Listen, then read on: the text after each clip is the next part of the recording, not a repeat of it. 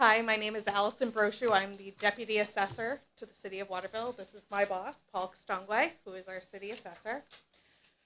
We, in the assessing office, have been working on doing market-based adjustments. What this means is we basically did a revaluation without having to go door to door, measuring every house, every structure, and getting inside, doing interior inspections. What we did was we looked at sales.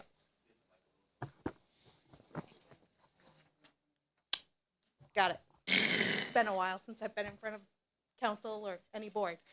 Um, so with that being said, what we did was we looked at a sales analysis type of format. We took the sales over the past 2 years to analyze what the sales market is doing when it comes to real estate and what things are going for. We do have a slideshow so that you guys can see some of the numbers as to what we've been seeing. So if we want to go to the next slide. So this wonderful slide here just pretty much tells you what we in the assessor's office do. We are charged by state law with discovering, describing, and valuing property as well as the ownership of that property for the purpose of taxation. To raise the funds for the budget approved by City Council, the assessor prepares a list of these properties annually and commits the assessments to the city tax collector for collection. The assessing office then reports to the State of Maine Department of Revenue Services regarding its activities for the year. So why are we doing this now? Because the state of Maine has laws in place that say that every municipality is required to assess to at least 70% of the market values. With the sales as they have been over the past few years, as you can see in the column that's dated the 2022 year, our sales are a lot higher than our assessments. So what I did was I took the same property. One specific house sold in 2019 for $110,000. We had it assessed at $110,600. It resold in October of 2022 for almost $200,000. Our new assessment is closer to that value than what it was. At the time of the 2022 recording of that sale, the assessment was $124,100, meaning that house was only assessed at 63% of its total fair market value. So, next slide, please.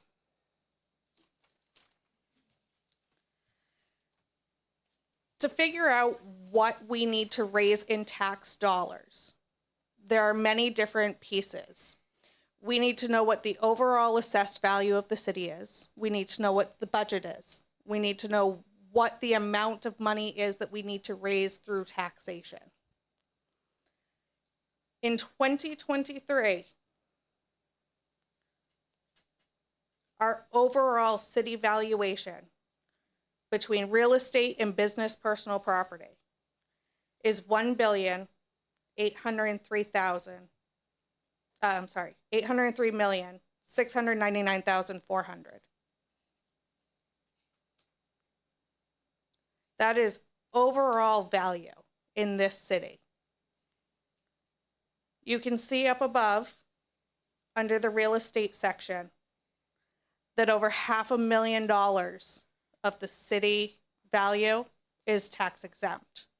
That includes the colleges, the hospitals, the churches, and any other nonprofit that qualifies for exempt status.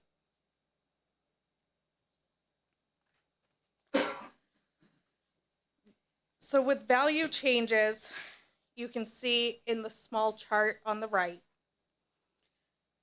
the total real estate value changed between what we committed for taxes last year for assessed values to what we will be committing for this year. Our overall assessment has gone up $590 million because of these assessment changes.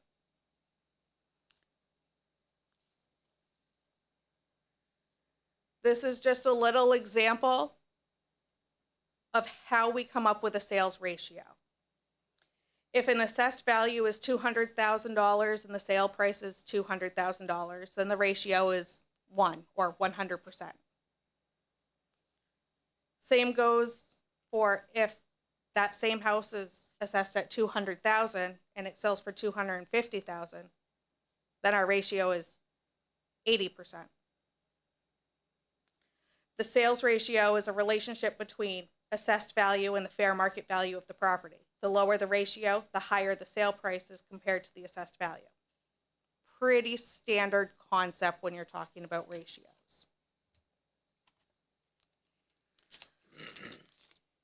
So with the sales ratio that we did,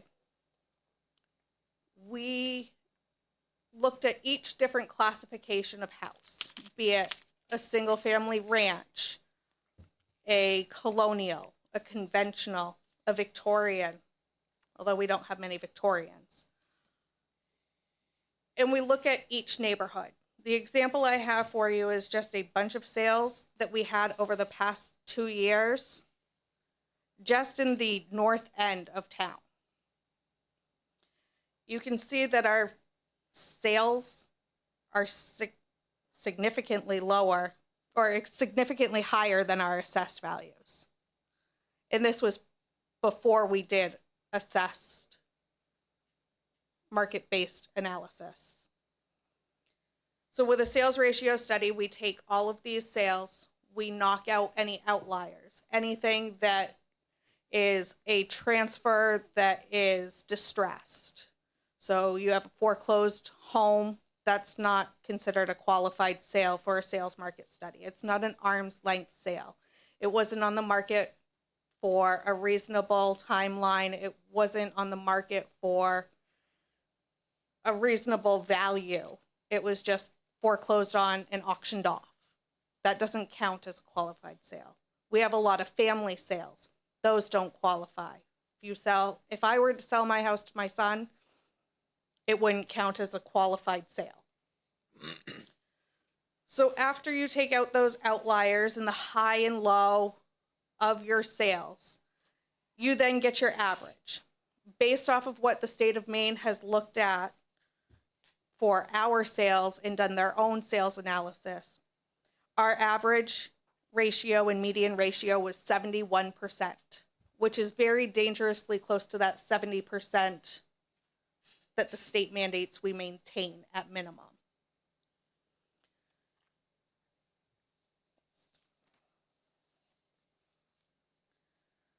So the state of Maine, when they do their analysis, they're roughly 2 years behind looking at sales compared to what we have looked at. And they were saying our commercial properties were at 83% of market value. Industrial was also at 83% of market value, and residential was significantly low at the 71%. So we were very close to them mandating that we were going to have to do a full revaluation again, which would have cost the city a lot more money than it did last time we did a revaluation. So every year before we commit our taxes, we get a letter from Maine Revenue Services letting us know what we are allowed to declare for a certified ratio. So they said that our developed parcel ratio was 71%, as we saw in previous slides. And we have a couple of options. We can either choose to accept the 71%, or option 2,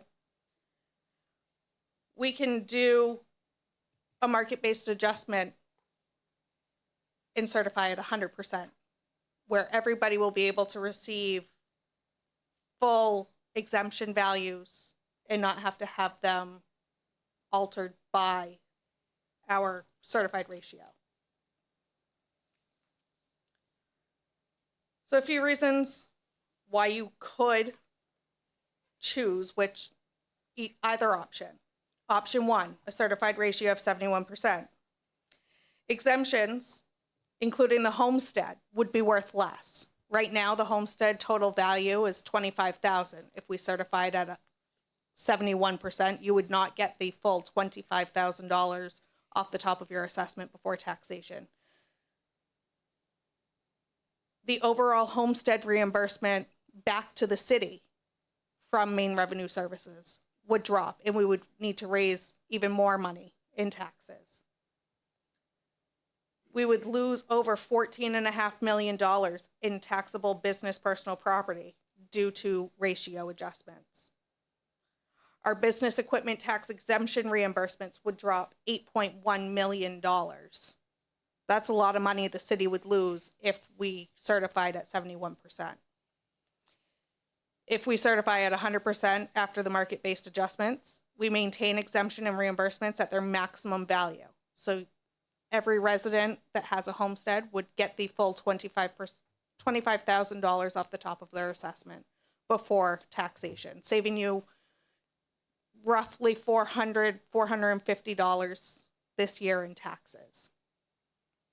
We wouldn't need to adjust anything when it comes to business personal property. We'd be able to tax them on full value. Certifying at 100% improves equity between classes of property.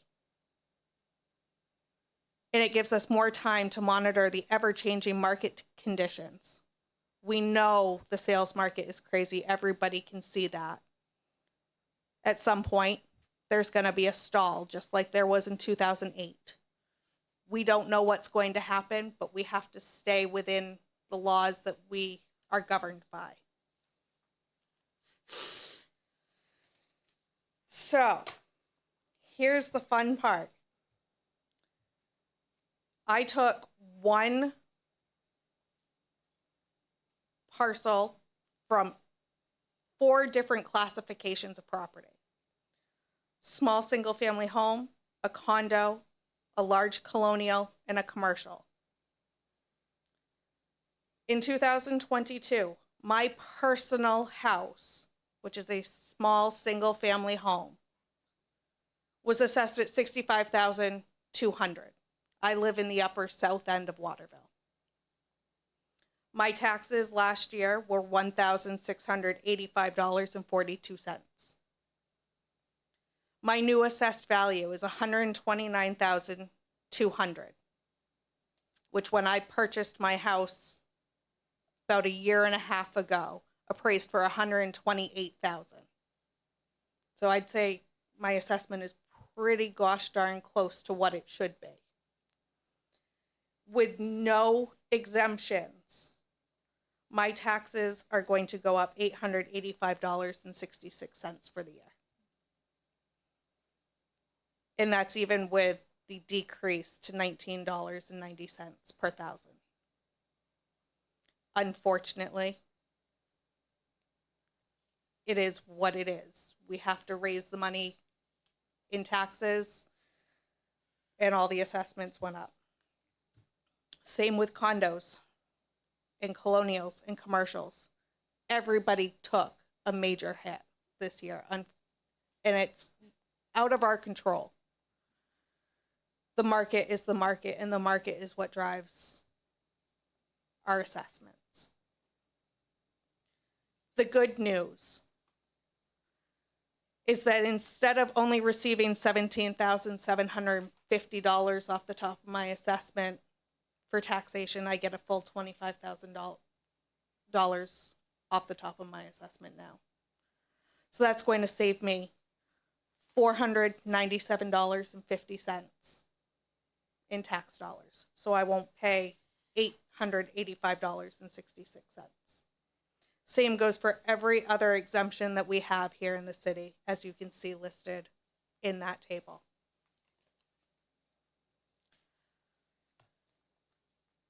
If anyone doesn't know about exemptions, please contact us in the assessor's office. We have all the information regarding homestead exemption applications, veteran exemption applications, widow of veteran exemption applications. There are many other tax relief programs, current use, tree growth, where you can save significant amounts of money on your taxes. There are a couple of other programs that the state has just decided to expand upon. The property tax deferral program, which is a loan with age and income tax requirements. The state will literally pay your property taxes for you, and upon your demise, your heirs will have to pay the state back with interest what they paid in taxes. The other program is the property tax fairness credit. It is a tax refund with income and property tax and or rent paid limitations. That is all processed at the time you do your income tax returns. If you are a senior citizen and filed for the property tax stabilization program, the property tax freeze, these two programs are the ones that have been expanded upon for you. Does anybody have any questions? Anyone from the public? Oh, go ahead, Claude. Just in terms of statistics, what percentage of residential property has been sold over the past 2 years? Do you know? Educated guess? We had almost 600 sales. We had over 600 sales. So 25%? 20%? For residential, Yeah. I would say 75% of it was residential. Oh, okay. Thank you. Well, that begs the question then, does that mean that someone like me who didn't buy or sell is just appears to be richer? We all appear to be richer. We all appear to be richer. Okay. We're not. We're all poor. We appear to be richer. That's correct. Anyone else? Anyone from the public? Bill has a question. Somebody gets their tax bill and they want to have a conversation about it, what do they do? If anybody wants to have a conversation about their tax bill and their new assessed value, feel free to give our office a call. We will happily sit down with you and talk with you as to how we came up with our numbers, and we will review your property with you. If you want us to come and do an inspection, we can happily do that also. But please call us if you have any questions or concerns. We're actually pretty easy to get along with in the assessor's office, contrary to other people's beliefs. Chairwoman Green. So I have a question just about the sort of future of this process, and the prospect of a full revaluation. What can we anticipate going forward? Going forward, we're going to keep our eye on that sales market and keep adjusting as necessary, up, down, sideways. We're going to do what we need to do to stay within compliance with the laws. Okay. So if the market collapses, then if the market collapses, adjustments will be made to bring assessments down. Okay. Because we can't go over, I believe it's 110% of fair market value. So if we drop significantly, all the assessments will drop also. Okay. All right. Thank you. You're welcome. Anyone else? Mayor. I just wanted to add, having just come from another community, this is not unique to Waterville. This is happening all over the place. The real estate market over the past few years since COVID has gone wild. And so it's not just Waterville facing this challenge. This is everywhere. We're all kind of in the same boat. And until the market cools or something changes, this is where we are. But this is something we have to do. And I'll also say the city is going to be putting forward as much as we can as far as education to the public about why this is happening, and some good explanation and some background so people understand. Because this isn't always an easy topic to understand, municipal assessing. And so we're going to do as much as we can to make sure people out there understand what we're doing and why, and that this is not unique to Waterville. This is going on all over the place. Thank you. Paula. Yep, sorry.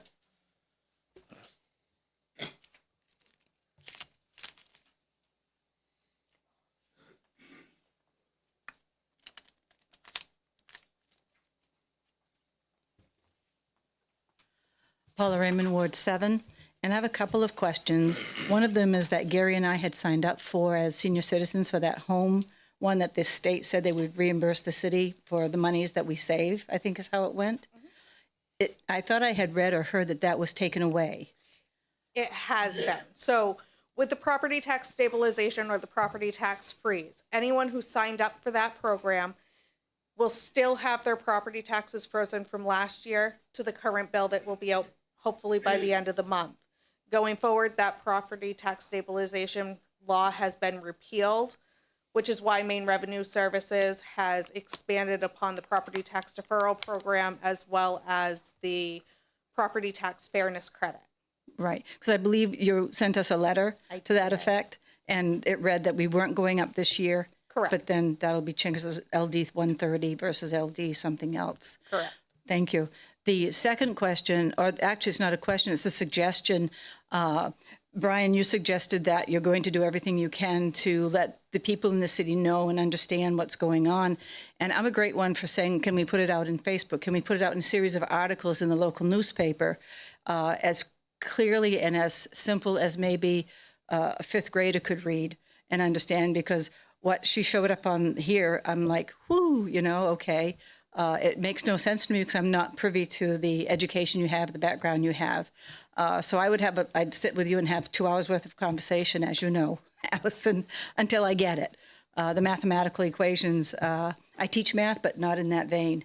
So it would be great if, I think the newspaper would be a great place to have a series of articles, steps that for us to understand why, maybe in simpler terms, so that everybody could, and I'm not trying to be disrespectful, maybe everybody else did understand everything you said tonight.